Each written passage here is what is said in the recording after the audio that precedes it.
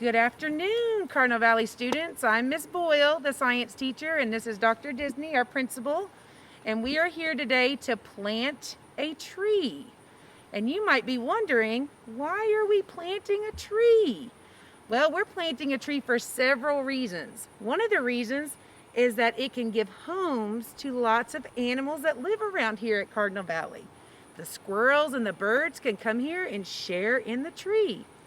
We can also use the tree for shade.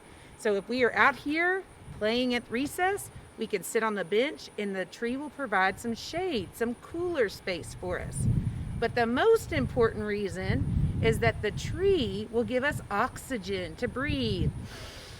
Remember, that's what we need to live. And then it also takes in the carbon dioxide that's in the air, and that's what we breathe out. So the tree is very important. It will also be very beautiful to look at. Right now, if you notice, lots of trees are turning colors, and it looks very beautiful outside in autumn. One of my favorite books is called The Giving Tree. If you have a chance to listen or read that book, it would be a great read. It is so good, and almost every time Miss Boyle cries at this book. So this would be a great book to read about a tree. Dr. Disney, did you have a story about a tree you'd like to share with us? I do have a story. At the school where I got my first principal job, it was called Boone Elementary in Knox County. There was a big oak tree that sat out in the middle of the playground. We had a big playground. And it was a huge tree, probably this big around. You can put your arms around it. Sorry.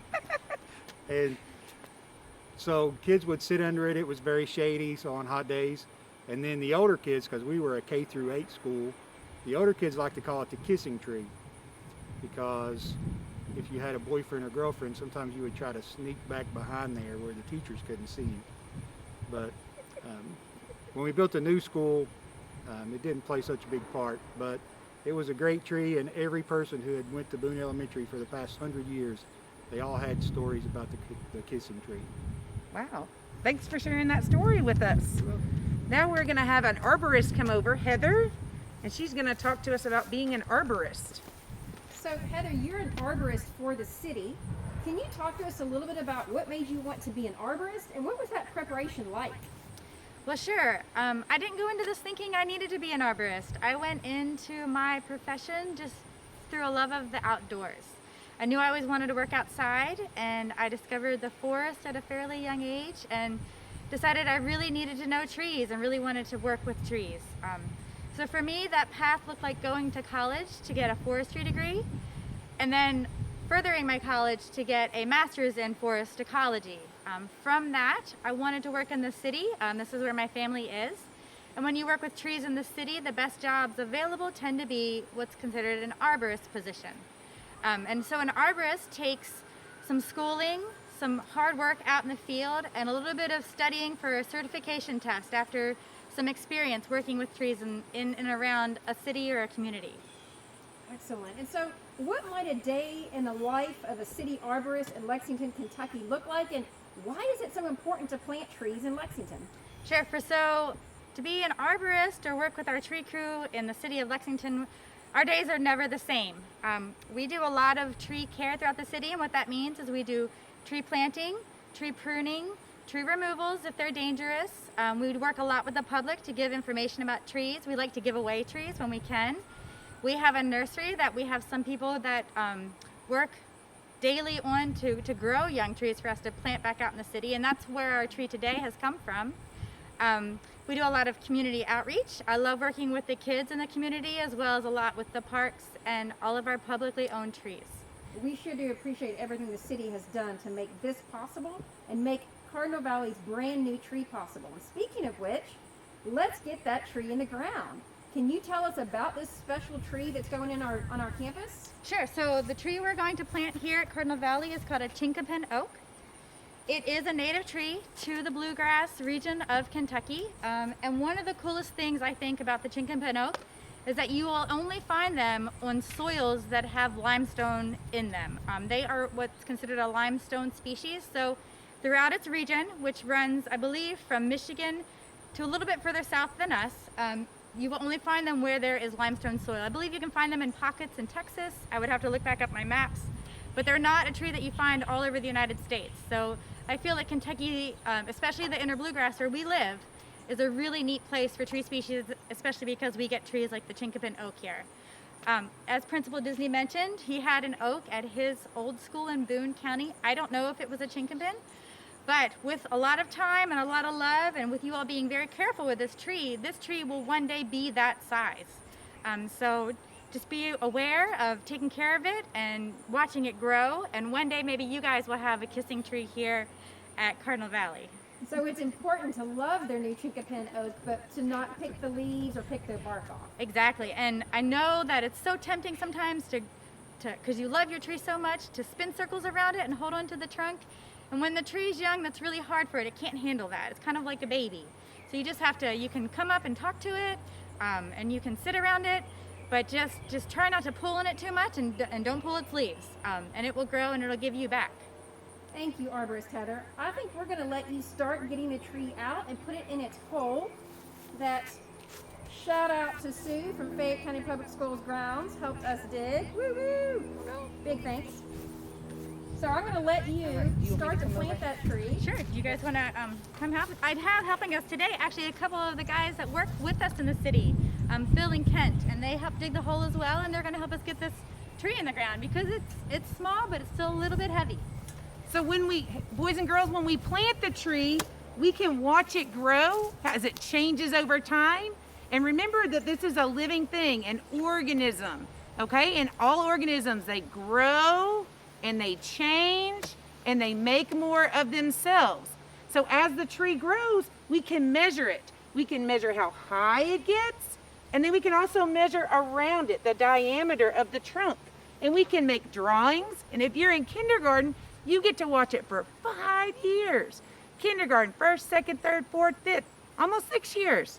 So you'll get to watch it grow and change that whole time. Okay, we're gonna put it in the ground. Let's try this. We're gonna roll it a little bit closer. That way. Heather says we're rolling it. That We're way rolling it. We don't have a whole lot to do. Roll it backwards and it'll use that as a slide to just slide it in. Ooh, that's called engineering. That's right. Tree hold here. All right. So, are we gonna? So we'll just kind of gently pull. Okay, I'm gently pulling. Oh, okay. Oh, and nice. Let gravity do the rest. All right. Oh, Kent and Phil, do you mind helping make sure that this is right? I'm going to just talk a little bit through how we know it's right in the ground. If that is okay with you. she doesn't look very. Oh, we'll start. We'll get. Okay, is that better? So while they're planting, I just want to talk to you guys, and you can watch them plant, and I can just talk if you want. Do you want this down in there or no thank Some you? important parts about putting a tree into the ground. You want to make sure that you don't put your tree too deep in the ground. If you plant your tree too deep, then the little roots that live close to the surface get smothered, which means that they can't have the oxygen that they need to continue to support the tree and to grow. So you make sure you plant your tree not too deep, and if you can give it a nice big wide circle to let those roots get out into a big circle around it, that would be great for your tree. Once you get your tree into the ground, you fill it in around with dirt, and we'll loosen the dirt up a little bit so that the roots can work through it. Remember, the soil has the nutrients in it that the tree needs to live. Remember that word? Nutrients. That's right. And so the roots of a tree do two jobs. The big roots of the tree are what help keep that tree solid in the ground. So when those roots grow and they get bigger and bigger, and we don't usually see these roots, they are what make that tree stand up nice and tall and strong. They're kind of like your legs. And then the other job of roots, the little tiny roots, what we call feeder roots, are what help bring all those nutrients and all the moisture and everything up from the soil and give it out to the tree. The tree puts on new little roots every year. And so after we put the soil in, Kent, there's a lot of loose soil under Phil too. Once we put the soil in, we're gonna cover that soil back over with some mulch. And the mulch does a couple jobs. The mulch helps to act like a blanket for the roots. It helps keep them warm in the winter, and it helps keeps them cool in the summer. It also helps to make the water that falls on your tree stay in the soil a little bit longer so that the roots can stay nice and moist, which is what they need to survive. Do you all want a shovel? Oh, good. Miss Boyle, what's the coolest thing that you've learned about being, let me move so the sun's not in your eyes. What's the coolest thing either of you, Dr. Disney or Miss Boyle, have learned about being an arborist or about your campus's new Chinkapin oaks? Well, one thing I've learned is that I bet that we don't have one of these on our campus already. So that'll be awesome to have a new tree. Also, I learned that an arborist can also be wrong. When we first got here, we were talking about a tree and we had some discussion about it. And some people thought it was one tree, some people thought it was another tree.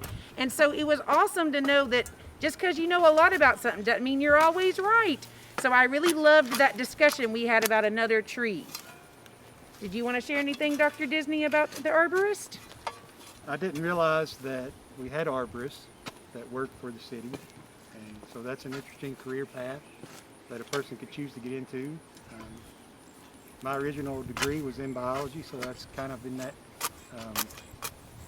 wheelhouse, and I think that's a very interesting career choice I would like to learn more about. Do you think your students may visit, maybe your kindergartners, first grader, even fifth graders may visit your tree, their tree, after they graduate high school? Oh, we have lots of students that have brothers and sisters, and we even have lots of students. I've been here for 18 years, and I teach students of students that used to go here. So yes, I think that they will be able to see this grow throughout their lifetime. And I know my first graders last year actually went to the Arboretum here in Lexington, and they got to see lots of different trees. So they can compare trees to this tree to maybe the ones they saw at the Arboretum. On the toward the end of the year of their senior year, students who went to school here as elementary students come back.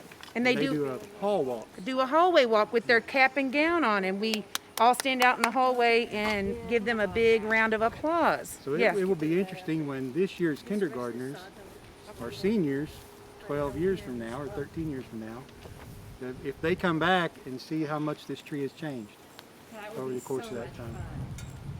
Thank you all so much for making this possible. A special thank you to the city, LFUCG Urban Forestry Division. A special thanks to Fayette County Public Schools Operations and Grounds, and Miss Sue Marshall right there helping us. All right. Well, guys and girls, I can't wait for you to visit your new tree and admire your new Chinkapin oak when you get to come back on campus one day. Any final words from anyone? We miss you. We love you. Anybody else want to say anything? We're so happy that you all have planted a tree to help us celebrate Tree Week this year too. So thank you for being involved. Happy Tree Week!